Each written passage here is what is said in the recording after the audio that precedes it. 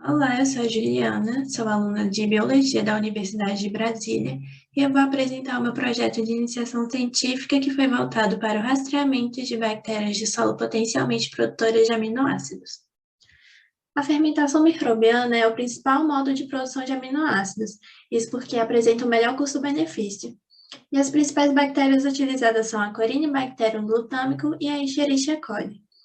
Anualmente são manufaturadas cerca de 5 milhões de toneladas de aminoácidos. E esses aminoácidos têm aplicações em diversos setores. Por exemplo, no setor alimentício, eles funcionam como intensificadores de sabor, também são precursores de aromas naturais e também são precursores de alguns adoçantes, como o aspartame. Já na pecuária, são utilizados para suplementar a ração de animais e na área farmacêutica também funcionam para a nutrição e ajudam no tratamento de algumas doenças. Bom, para que a fermentação ocorra, é necessário um substrato com uma fonte de carbono e uma fonte de nitrogênio.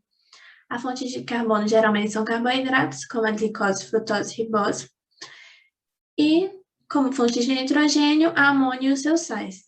E assim, esses componentes vão participar das vias metabólicas para a síntese de aminoácidos que poderão ser secretados, finalizando a fermentação. E também alguns parâmetros são importantes, como a qualidade do inóculo, o pH e a aeração da cultura. Então, meu trabalho teve como objetivo fazer um screening de bactérias secretoras de aminoácidos para analisar o potencial fermentativo e comparar a produção entre essas bactérias. As bactérias escolhidas foram isoladas de solos e raízes de plantação de milho, e aqui é uma foto de como elas eram armazenadas.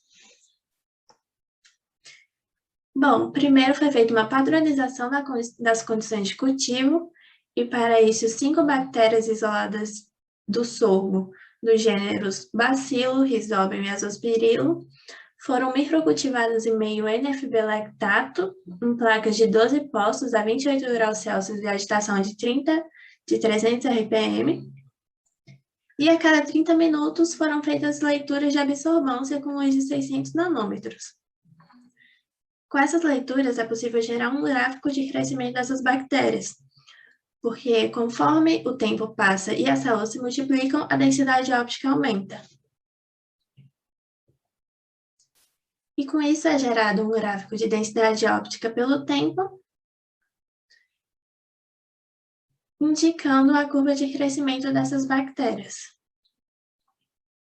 E é possível observar que a partir de 48 horas, a maioria das bactérias já estavam em fase estacionária de crescimento, então esse tempo foi escolhido para ser o padrão de cultivo das outras bactérias. E em seguida foi feita a quantificação dos aminoácidos livres.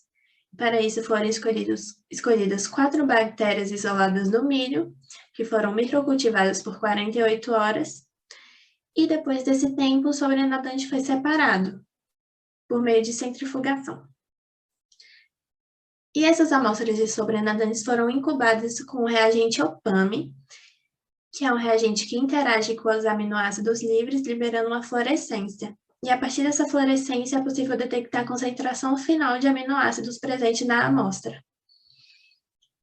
Essa leitura de fluorescência é feita pelo equipamento Claristar, e os padrões de excitação são de 360 nanômetros, de emissão de 460 nanômetros e sensibilidade de 50.